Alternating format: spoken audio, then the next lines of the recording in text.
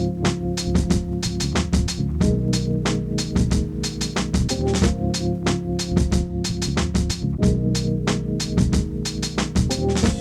everybody to Blerdlines. This is your man Cam. With me, as always, is it's Josh, as well as the one and only Professor. And Cam is away on assignment. and Cam is away on assignment, but we are here giving our first reactions to Alien Earth. This is the first TV show out of the Alien IP franchise, whatever you want to call it. World. And world, universe. We're trying to say university world. We'll just say world. And yeah, it's getting a lot of big buzz. It's getting, all the tomatoes are saying that's great and all that goodness. But we thought we would check out the first two episodes that just dropped and kind of give us our reactions. I'm going to throw it to D first because you're a lot more in the Alien verse than I am, as I am not a horror person, even though Alien is somewhat sci-fi thriller, sci-fi horror-ish. Yeah. The first, it bounces between genres. So the first one was mostly horror and the way it's set up. The second one was purely sci-fi action, as only James Cameron can deliver, and then the others will kind of play with the two genres. But side note, I had to look this up real quick, but David Fincher directed Alien 3. That was his first directorial debut. That was his first film. Yes, I did not know that. Was his first movie. Yes, his very first movie. Several years before he did Fight Club.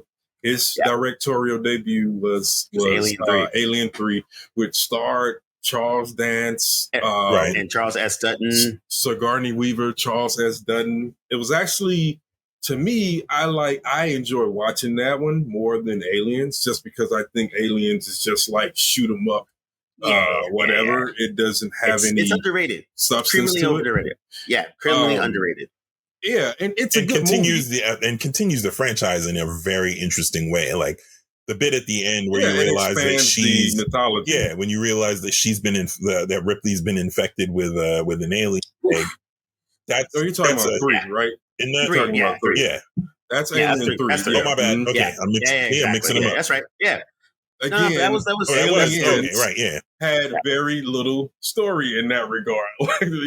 Alien 3 did reintroduce storytelling mythology. The only thing that Aliens added was the Queen and the concept of there being being a hive colony type of species. Yeah. But as far as Alien Earth, Noah Hawley, who is the showrunner and creator. He's known for Fargo, which I love. And Legion, which I don't love. And Legion, which I also did not like. I did not love it. It's okay. I didn't like or love Legion. After the first season, I ceased to watch it and have not watched it again. It's the one thing that I said, Noah Hawley should have stepped away from that because that's just not his sensibility. He doesn't. And you can tell. And you can tell he was trying to do the highbrow route with a property that doesn't need that kind of treatment. It really doesn't. I'm not saying you can't do it.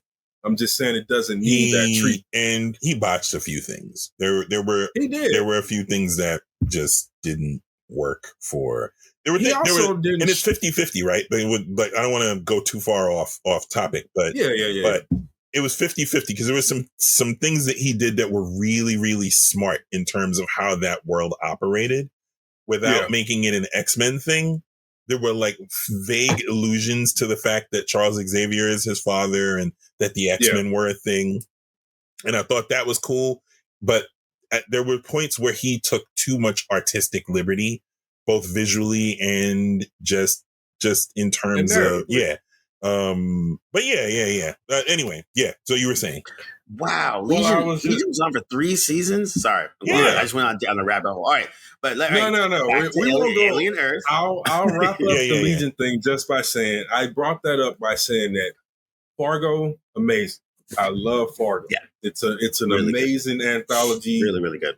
Serial drama, and they just don't ever seem to deliver a bad season. So. I was looking forward to Alien Earth. I ignored my thoughts about Legion because I felt that this was closer to something that was his speed. In his wheelhouse. In his wheelhouse. And so right off the bat, it invokes the original just right out the gate. In fact, the first scene is meant to bring us to that early, the original Alien. You got the costuming. It was shot on film. That scene, at least they used the filter, but I think they shot it. It looked like they shot it on film. And you had the whole setup, but then it flips, and then we come into the sort of modernization of the storytelling. What we're telling, the story that we're about to get right now. This ship heading for Earth, and then we go to Earth, and we see that it's Earth that's fully controlled by corporations. Entire cities are run by whichever billionaire is in control of the corporation. And so the two top ones are Prodigy, which is run by the character's name is Boy Cavalier. And I cannot, I'm still trying to figure out if that is, I don't know what to make of that just yet. And it's only been 2 episodes. It is either the most low-hanging, corny thing ever, or there's something unique genius. about it, or genius, and the character just calls himself that. And that's what I think that's what it is. That the character just calls himself that. But he's being established as one of the 2 overarching antagonists of the story. The other, of course, being the CEO, Ms. Yutani, who has appeared in other stuff. Well, at least a member of her family who is a Chinese, or no, a Japanese woman, I think, and is controlling that company. Now, the Weyland-Yutani Corporation in the Alien franchise has kind of been inconsistent. At some point, it's the Yutanis are leading the way, and then at other points, the Charles Bishop Weyland is leading the way. So it's a whole kind of thing. But the bottom line is that they are established right off the bat as still the evil empire, and that ship is their ship, and of course it crashes, and it's filled to the brim with fauna that is not friendly that does not belong on Earth. Fauna, as in extraterrestrial species. Right. And the mood and the tone and the pacing is really good.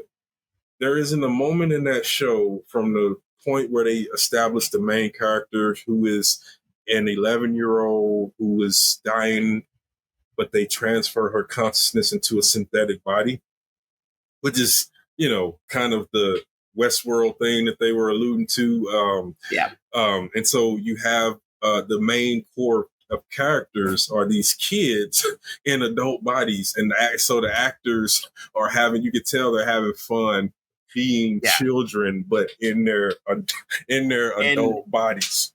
And I really like that aspect of it, because at first I was like, where are they going with this? And as they started to show more of the actors as adults, and then to keep that thread going through the whole for these 2 episodes, there's parts where they're playing with each other like they're 10 and 11-year-olds. And so one character tells them a secret, and he's like, "Oh, that's really cool." Like, "Hey, what you guys talking about?" "Oh, she just said that, blah blah blah." She's like, "Dude, secret." Yes, literally. And that part right there, I was like, boom, that's the level of detail of 10-year-olds talking to each other, telling someone each other a secret about why they're doing something, and having that interaction. And they did a really good job of showing the actors did a good job of keeping that kind of mental thing where even when they come up something that's really crazy, they have that kind of same like, "Oh, this is interesting but weird," and they're kind of curious know how about to react it. because they have no context. There's no adult frame of reference. None. There's no wisdom there in the way that, and you saw that with how they were reacting to seeing these horrifying things. Like, like we're seeing any adult that sees something and identify it as not native fauna to Earth is trying to get as far away from that thing as they possibly can. Whereas they're kind of like, "Oh, what's this?" Like kind of doing that stuff, like, and like, and it's great because they're paired with Timothy Oliphant's character called Kirsch, and we don't know quite. He seems I like his character because he's clearly misanthropic. He gives a speech where it's at the end of the first episode, and he's like, he's been given command of this squad of juiced up 10-year-old brain synthetic androids, because they established from the very beginning, after they do the transfer, that they are super people now. Like, the girl jumps off of a mountain and lands on her feet and just keeps going. So they are basically super beings now. And so he's in charge of this group, the elephant character, and he's telling the main character, I'm forgetting her name, Wendy. I think it's what she calls herself. Wendy. Yeah, she calls herself Wendy. And he's just looking at her. He's like, you used to be food. And she's like, come again? He's like, you used to be food. He's like, you crawled, you slugged your way out of the sea, and then something started trying to chase you. And then eventually you grew to a point where you stopped being food. And now you're just, what are you now? Like, he's basically describing the evolution of humans and saying, like, we used to be food until we claimed the spot of apex predator on this planet. And that's a good speech because it was juxtaposing with the xenomorph, right? Doing its thing and basically saying, like, you used to be food, and if you're not careful, you're about to be food once again. Yeah. And so, I think they did a good job of doing that. They did a good job of like again, using the characters to kind of push the narrative along. And the pacing in this was really good. Really good. And for a non-horror fan like myself, I loved all the alien usage. The budget of the first episode is probably more than the alien and aliens put together, to be honest. It looks fantastic. Great. It looks fantastic. They did a really good job of, using that tension of the alien and they did it more than once, but every time I liked it, where it's like they would zoom up on a character, it hides in the background, and then you walk, and all of a sudden the alien's and then the alien moves. And they just did a good job of it, where it made it fun. Where you're like, I'm glad you guys are keeping the horror element of the alien as long as while you're building this world, because to me, I wasn't the biggest fan of Aliens, but I did like the world building of how it did. I like that. Oh, the world is now carved up by corporations, not actual countries anymore. So like, there's a good moment where Yutani calls Boy and is like, "Yo, my property is in your city." He's like, "Yo, this thing fell off the sky, so I guess I got to handle it." She's like, "Well, I'm going to send a team to go get my stuff back." And he's like, "No, if you do that, that's an act of war." And I like that they're showing again that now these companies are full on countries now. They're and autonomous. They don't have to. Autonomous. Yeah. Nope. They don't got to do anything. They don't got to abide by anyone else's rules but their own. And I like that they show that where you're at. And there's another good part where one of the characters is trying to quit his job, and he's like, "Yeah, I want to go be a doctor or something like that." And they're like, "Well, you got 7 months left of your contract. You ain't going nowhere." Which is another thing that they showed in Alien Romulus, which is years after this, how that becomes even worse, where they have entire families who live and die in indentured service on these colony planets, that they work as surveyors and miners and things like that. And they're supposed to be working so that they can leave the contract, but there's always something that adds more years to their service. So then overall, like for Alien Earth, the antagonists are twofold. One is the corporations that run it because they're just shitty. And then now you have the new antagonist, who is, again, like in every Alien, which is the one thing I liked about it from the time of, it always starts with one, something breaks loose. And then all of a sudden, that one turns into multiple, and then we see some eggs, and there's always, and I love it too, because one thing that they did from a nostalgia standpoint, and sorry, white people, but this is very true. There's always that one white guy that sees an egg is like, "Ooh, what's this?" Yeah. and that happened in this one, but one of the things I did like is that they introduced the cyborgs, which I hadn't seen that before. Yeah.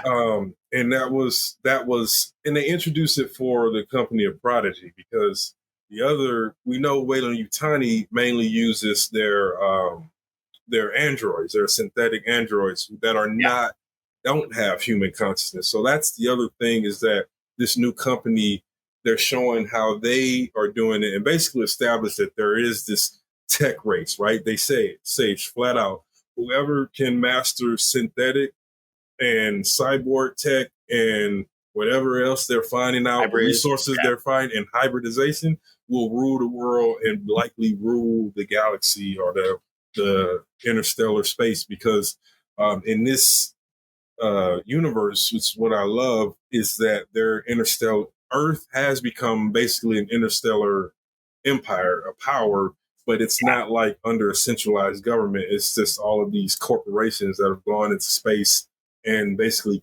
colonize it. And there aren't any comparable intelligent species, but there are a whole lot of hostile, very dangerous species that, and they introduce some that are not xenomorph that I thought were really interesting. And the great thing is that he gives us so much to look forward to with this world. And that's what I was worried about, because I kept thinking the whole point of Alien is that the xenomorph never came to Earth. I mean, there was the whole Alien versus Predator movie, but that is what it is. Because you can't imagine one of those things being on Earth amongst humans and it not just completely going to shit. Because, you know, before humanity figures out what's going on, we probably got at least 800 xenomorphs running around. And then you got to think there's an embryo for every single person on the planet. And there could be an embryo for at least a whole city. So you're looking at 10,000 before the day is out. Yeah, and honestly, that's literally the plot of Alien versus Marvel. Essentially, like it's like a future elsewhere type story, and it starts with one, it metastasized, and it's like in the future, some of the heroes are alive, some of them are dead, some of them are hosts, some are, you know, and so like, but that's literally, and they just take over the whole Earth essentially, and then people are living in walled up cities trying not to get infected essentially. So I didn't see it yet. Just didn't get my life together fast enough to see it before we potted. So set the frame for me. Where in the timeline of films does this show up? And let's start there for me. All right. So the way that Noah Hawley, and I have to say it this way because he conscientiously, and this is a public statement, chose to ignore Prometheus and Alien Covenant. Now, yay for Covenant, bad for Prometheus. Boo. Timeline-wise, Alien Covenant and Prometheus happened before Alien Earth. So, here's the actual timeline. If you take everything, not including the Alien versus Predator stuff, but just Prometheus, Alien Covenant, Alien Earth, Alien Romulus, Aliens, Alien 3, Alien Resurrection. And that's just not including all the supplemental stuff, because you have to include comics and all that stuff. No. We're talking no time for that. Strictly film. Strictly film. Yeah, strictly film, and now the one TV show. Yes, Prometheus, Alien Covenant, Alien Earth, Alien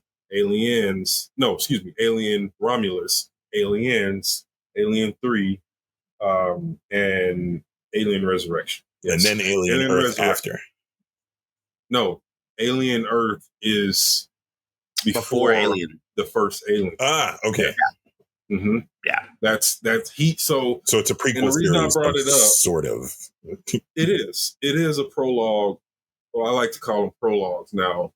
then the good one's prologue. So this one I'll say prologue. All right. The whack ones are prequels. They can stay prequels. That's just me being no. But there's a distinction there. I don't think you're being whatever you were about to say. There's a distinction there. Like prologue speaks to more literary. Yeah, and also more connective to a grander universe as opposed to just throwing something in there and saying that it was set before that this happened before. Yeah. You know, so and they do a good job of like kind of like setting that tone up of letting you know a little bit of the what's going on. Yeah. And I think that like that's why it's cool that it's like at first when I heard it was like a prequel, prologue, whatever, I was kind of like, do we need this? And then now that they've kind of shown us, I'm like, oh, maybe we did.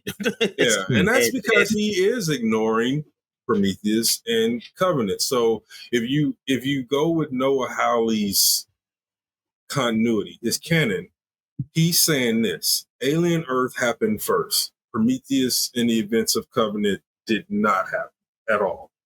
The reason he said his reasoning for it were twofold. One was he felt that the technology displayed in those two movies were way before the stuff that we saw in Alien. Now, my argument against that is that Ridley Scott clearly didn't feel that way because he did Prometheus, he did Alien Covenant, even though Alien Covenant I feel was just a studio obligation.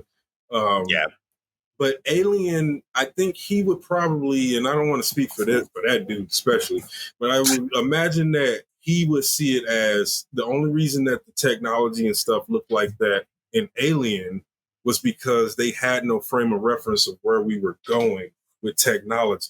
So it was just basic use of it, right? If you really look at the way it was. So that's why I can see Howley's point, but I also disagree with him because I think that it was more so in Prometheus, it seemed like Ridley Scott is saying if he had the money, budget, and technology was there, the tech would have looked more like this than it did in his Alien. So I think it was a total misinterpretation and a pretentious one on Howley's part. Now, there's the other thing is that he didn't like the idea of he didn't mind the whole suggestion that the engineers had a role in the creation of the xenomorph. What he did not like, he absolutely did not like, was in Covenant the suggestion that David, the main protagonist, the android, was the actual designer of the xenomorph that we know. And in that regard, I see. I agree with him in that regard, because then that takes away from the larger mystery of the creature and the things that we have seen built up over the years. But I would not exclude Prometheus. In my mind, Prometheus is still canon. I don't care what he said. Yeah, that's why I was saying. I would be more willing to ignore Covenant. Yeah. Covenant, because even Romulus acknowledges Prometheus, like directly acknowledges Prometheus.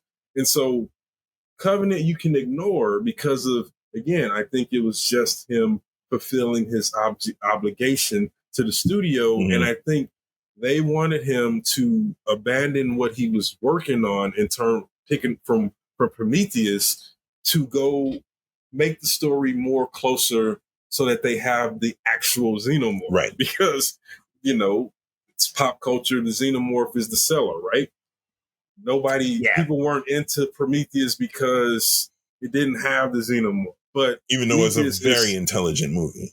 It's really well done. It's a really good film.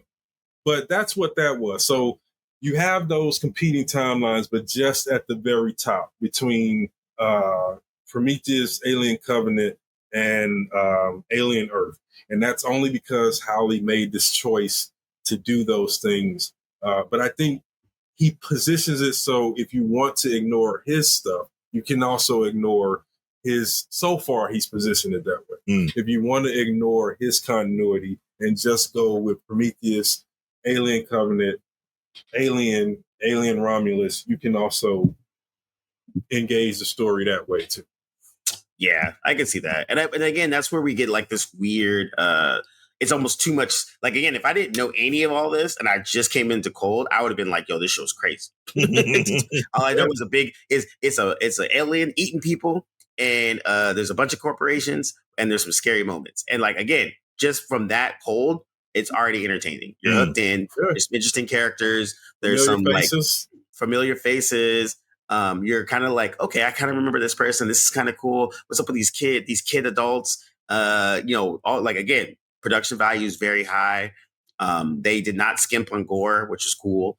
They're all in that. They love to show the gore. It's like, ooh, the xenomorph just used its tongue and just put a hole in somebody. I wonder if they're gonna show. Oh, yep, they showed it. So that's the iconic. That's the iconic alien. That's as iconic as Michael Myers stabbing someone with a kitchen knife. Yeah, like, you gotta get the bursting through. You gotta get the face hugger. Yeah, you gotta get the face hugger, the bursting through, and you gotta get the tongue. The tongue that through the eye. Somebody's getting that through their eye or through their skull. Like somebody's getting. And I think that's what I like too, is like just from an entertainment factor. I was just like, oh shit, they really go in there. They were high on the gore, high on the silly humans being like, I don't know what this is, kind of a thing. Mm-hmm. And but also to Dee's credit, narrative wise, they definitely give you a lot of good pieces that build the world, establish a lot of things. You're just like, yeah, now I'm more curious about. There's a lot of these things that's in there, and I like. The other thing that Dee was talking about too was it is a xenomorph, but there's also a bunch of other species there. You saw that Weyland-Yutani was up to some. They went to a deep space and they found some stuff like a whole. Nice. Like the best way I can describe it is Superman's Fortress of Solitude when he has all of these.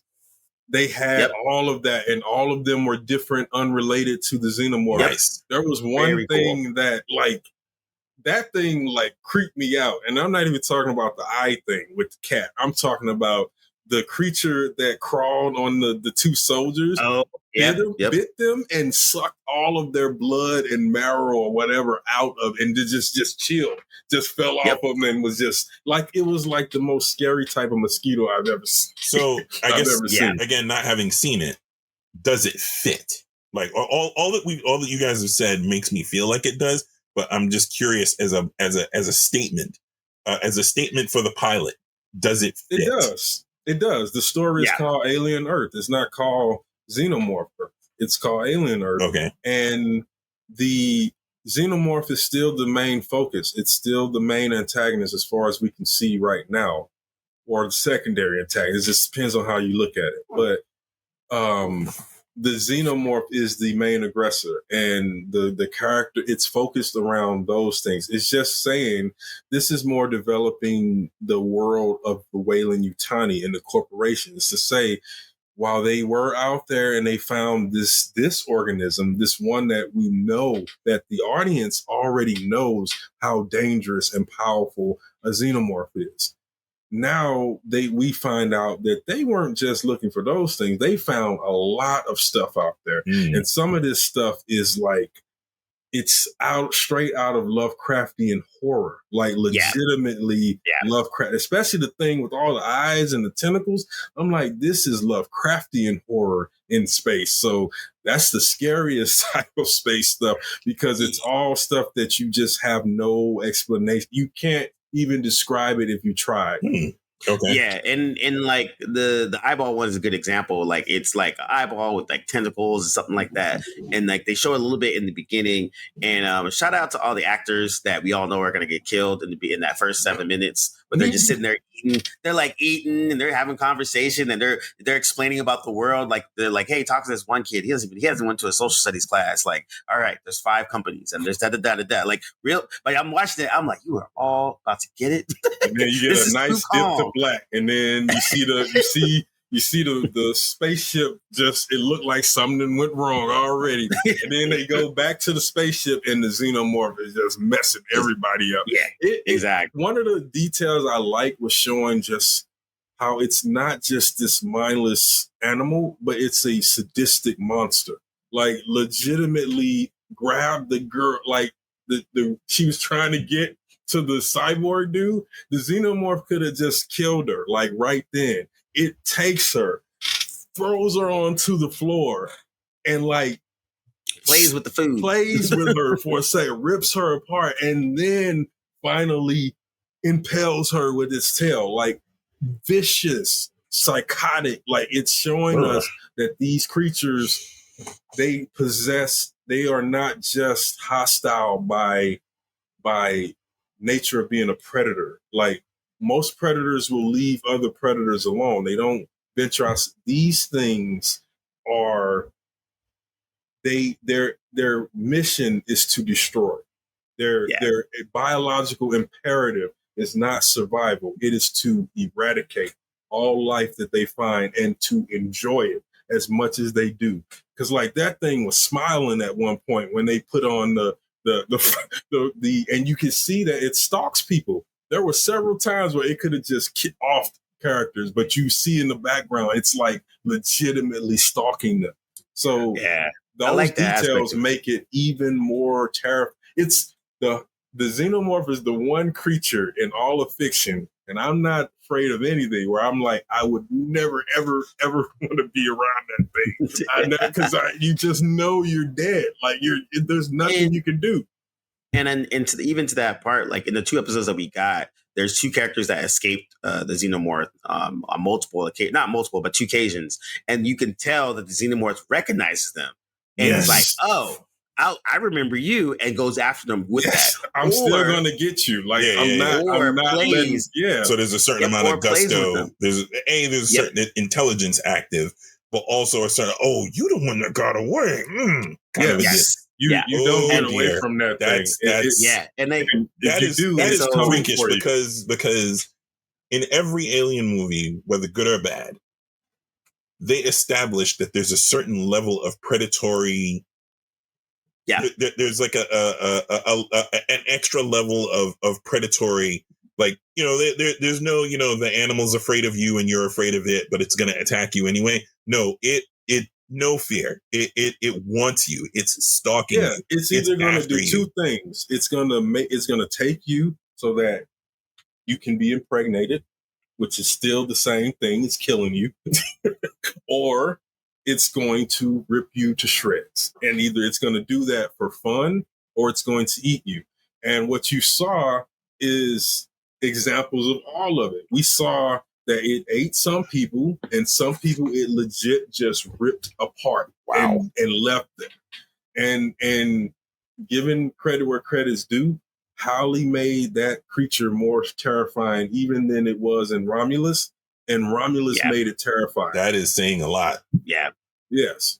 Yeah. Like he made 100%. that creature terrifying to the point where I was like, man, this might be this 2 hours or this 2 whatever it ended up being is probably better than a lot of Alien movies, not Alien the franchise, but just those setups where it's like a creature let loose in an unnatural habitat and wreaking havoc. This was like the creature design looked amazing. It looked really good for TV. And I just had to say, I am looking forward to the next several episodes. I didn't have any expectations for this, but I thought it would be good because of who was involved. And so far, the franchise has been on a roll, both Predator and Alien. It's like those franchises. It's interesting that the worst Alien movie was made by the original Alien director. and everything afterwards has been so much better than what he did. Yeah. But it also just goes back to like the original idea was good. And now it's more about expanding on that, right? Like Geiger, HR Geiger did all the designs, the Swiss designer. Like it's cool to see people just like in like expanding on his stuff that he was doing then. And it makes, and each time, like each iteration of an alien on any of them, just they make it more terrifying. It still has the same basis and the same overall design, but they've like almost like in like an Alien Earth, this xenomorph is all black with like silver grill, essentially. Like a silver hue in general, like almost, which makes you think, what was it about that host that yielded that? Right. Because exactly. And then in each iteration, there's another ability. Like there's the first one, they kind of just stalk, kind of 2D almost stalking. But then there's another one where I think somebody's in a tunnel and the xenomorph sort of scales up to the ceiling and starts running on the ceiling. There's another one where it swims, and it's all little things like that. Like you just don't see it do that, so you don't know it can do that, which adds to the overall horror and terror of, there's no escaping this no matter where you go. Yeah, and that added to the sort of conceit of the xenomorph itself, right? This is the perfect organism. It's perfect because it is intelligence. It doesn't take but a few seconds to be impregnated, to gestate, and even less time to grow to full size adult. And it adapts.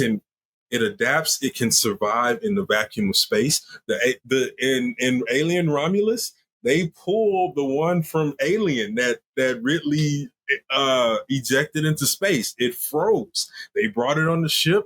When they thawed it out, it woke up, resumed its killing spree. It woke up and resumed its killing spree until the characters. And not only that, it literally it put xenomorphs in all of the crew on the Romulus, the first crew, before the movie characters come up to the station. So I encourage you to check out Alien Romulus if you have not seen it.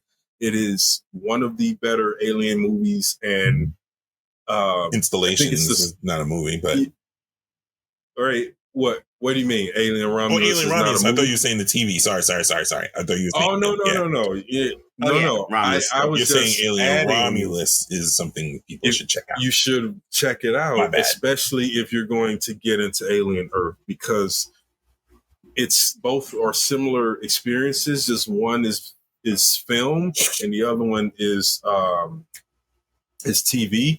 And once again, some good faces in that. You got what's her name, Kaylee Spaney, who was in Civil War, and she was in a few other things. And Isabella Merced is in that as well. Romulus, pretty much in everything. Yeah, she's that chick right now.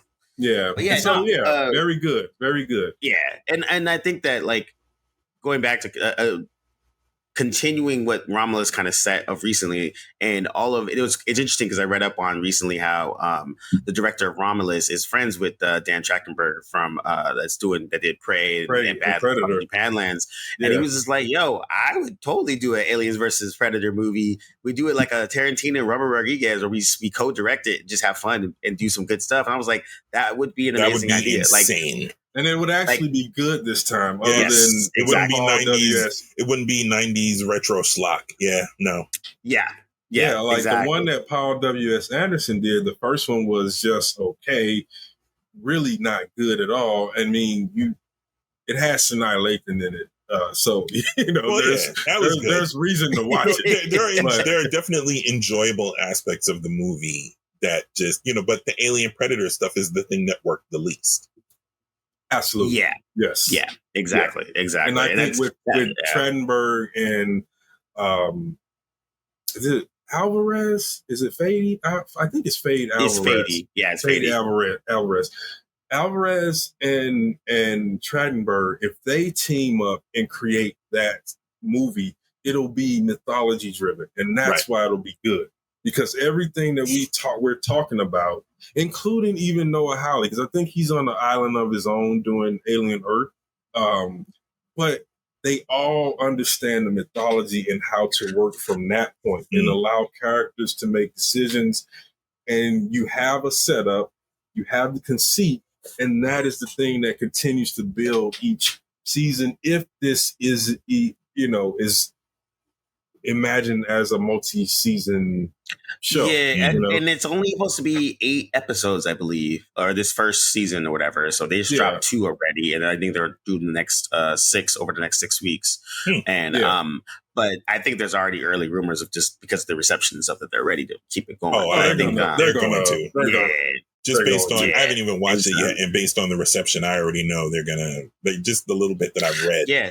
I can see how they're trying to shake up the structure in the second season so that it doesn't become, because you have to it's like Chucky, right? So whenever you bring in these horror icons and you make a series about them, the question is always, how does that work, right? Because the titular character is the main villain of the story, right? So you know how the movies work. Chucky attacks, he kills a bunch of people, the hero stops him and destroys them, and then somehow he's comes back somewhere else. Yeah, exactly. It's the same with the alien. You know, they find the xenomorph somehow, some way. It's born. It kills a bunch of them. They somehow figure out a way to stop it and cut. So it's going to be curious to see as a serial drama how they work that in, because it is called Alien Earth, so you're going to need the xenomorph basically every season. But there's probably a path to do it. You know, you still have the queen. You can expand on some of the ideas of what they could become. Maybe a town does end up getting and also out. Yeah, and also because they've introduced other species in there as like alien things, I think there's ways to do that where I think they can expand and have fun with it. Because that was a cool thing, like you said, that ship literally was Superman's Fortress of Solitude zoo, and they had so many, and they had little nuggets in the background of all these little random crazy things. And so now that the ship is done, hit the city. All these things are now out, and now right now we're only talking about the xenomorph and little eyeball thing, but there's other things there. There's other stuff, and some of them are as small as regular Earth insects. And they're like the one thing I described, that thing got on the dude's shoulder and he didn't react because it didn't, he was in all that gear. And so for him, you know, I'm sure bugs crawl down his leg all the time. It ain't a big deal. But, you know, this thing literally crawls on him, and it was worse because the cyborg guy ties him up, so he can't do anything. And so the thing is just like, I'm about to have a feast, right? And I like that they kept that same mistrust that we have of technology and sense, and now they do cyborgs. Where this particular cyborg is a Wayland Yutani cyborg, and he's trying to just catch the xenomorph. He doesn't care about anybody else. Y'all can die, but my job is to make sure I bring the specimen back to my bosses. And there's a moment where it was really funny where he actually captures it, and he's trying to take it away, and then the Prodigy guys come in, and he's like, "I tried to warn you. What's happening?" He's like, I try. He sees he's waking up. He's like, "All right, I tried to warn you. I wish you hadn't stopped me, but what's happening next?" So they have also moments where it's not meant to be funny, but because you get the context, you already know when you see the xenomorph squirming, it's about to be bad. It's about to be bad. So all of that is at play. And it reminded me of every good feeling moment that I had watching Alien when I was growing up. Like the all of the reasons why I love that franchise and why I fell for those stories was present in that, and all of the things that I love about science fiction in terms of space-faring species and all of that stuff is present in that story. Well, most of the things I would say. So those first 2 episodes I really enjoyed, and I'm looking forward to what the rest has in store. Yeah, me too. I think they've set a good foundation, and I think it was a good move to also drop the 2 episodes as 2, because I think if it was just the one, it was cool, but you're like wasn't really sure what was going on, and then connecting with the 2 was kind of like, okay, cool. Now I have a good understanding of where you guys are trying to establish, and it drops you in, lets you know what the world's going on, what's going on with Earth at that time. already who's the major players. Boom, you see the head of Prodigy, you see the head of Utani, and then also you see the people that are at play, which I like it because like it's funny because every time I see a Marine, I'm like, oh, more cannon for the fodder. You already know that's more fodder for the cannon. That's Xenomorph child. So I guess the only question I have left is, how would you rate it based on what you saw on a scale of 1 to 10? 2 episodes, 1 to 10. I would give it a solid 8.5 out of, me and ranking things perfectly, but I would give it a solid 8.7. It's just close to a 9 out of 10 in terms of a first 2 episode as you're going to get, because that was solid writing. Elizabeth. It was solid writing. It was solid directing. It was solid. And I'm always impressed when the writing is good, but I always know that Howley is decent at writing with his shows. So yeah, I would give it 8.7 to 9 out of 10 for those 2 episodes. It might drop off quality wise, but so far, if I could take those 2 and make just a movie that had an open end for a sequel, that's what that was. Elizabeth, I'm coming home. Whoa. Yeah, okay. I give it a good 8. I give it a good 8. They did a really good job. I think the silly moments was like the boy character. I was like, I guess. That name and his behavior. That might pay off later. Yeah, his behavior and how he was just really it sounds annoying. Like it's meant to be stupid, so.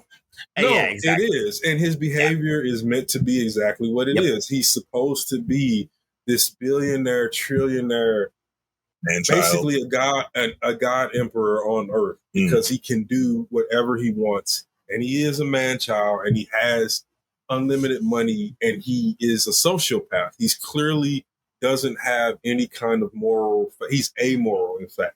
I mean, he was watching the alien just rip people apart, and he had no emotional affect other than trying to figure out how they were going to get this thing in their possession. Yeah, exactly. And also he created the hybrids, where it's a sense with human consciousness put into a synth. And he was like, I didn't do this for money. I did this out of boredom. I need someone to talk to that's smarter than me. And right now I don't have that. So he literally tells this to his one of his top employees. He's like, I literally did this so that I can have someone to talk to, because there's no one on this planet that meets me on the intellectual level. Wow. Like, he's a legit mad scientist with a lot of money. I like that. And there you go. And I was like, and when I got to that part, I was like, there we go. Now we have our true second antagonist and his motivations. I was like, this is cool. And he said it with no scruples. There was no kind of, I will later go back and think about this or go to confession and ask for forgiveness. It was as matter of fact as saying, you know what? I'm thirsty right now. I'm going to go get some soda. Yep. Exactly. All right. Well, we'll leave it there. We'll definitely be finishing up the rest of the series, and we'll do a full-on recap for it. But initial reactions, we're kind of with a lot of people right now. They're firing on all cylinders. And again, Aliens and Predator franchises right now have just like resuscitated themselves over this past year. And I don't know how or who put the battery in the back, but they're just anything that they're putting out right now is just great. Leaps and bounds of anything else that's going on. Yeah, it's fun. It's there. It still has the old school element to it of that old action alien sci-fi adventure storytelling. And so with the little tinge of horror. So, they're doing great. We'll see where it goes, but I'm right here for it right now. 100%. Like always, this is Blerdlines. Everyone, like, subscribe, tell a friend. You know what it is. We out. Later.